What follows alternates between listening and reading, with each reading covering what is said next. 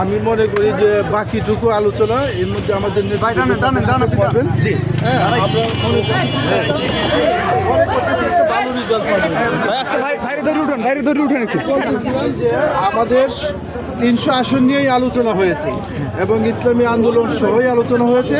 আমরা মনে করি এই ঐক্য প্রক্রিয়ার সাথে আমাদের 11 দল সবগুলাই থাকবে আশা করতে। তাহলে আমরা ধরে নিচ্ছি ত্রয়োদশ জাতীয় সংসদ নির্বাচনে এই 11 জোট নির্বাচন করছে। এইটাই এখন আশা করতেছি। আপনারা 10 দল মিলে আজকে বসে না 10 দল ওনাদের তো একটু সিম্পল আছে, ওনারা আলাদাভাবে আছেন কথা বলতেছি। জি হ্যাঁ, আমরা 10 দল বলছি, তো একজন যদি একটু অখুশি হয় তাকে আমরা সবাই মিলে একটু খুশি করতে হবে। সেক্ষেত্রে আসল কোথায় ছাড় দেওয়ার সেইগুলো বিস্তারিত আলোচনা হয়েছে, তো তাদের সাথে আমাদের প্রায় যে 45টা আসনের ব্যাপারে আলোচনা আছে।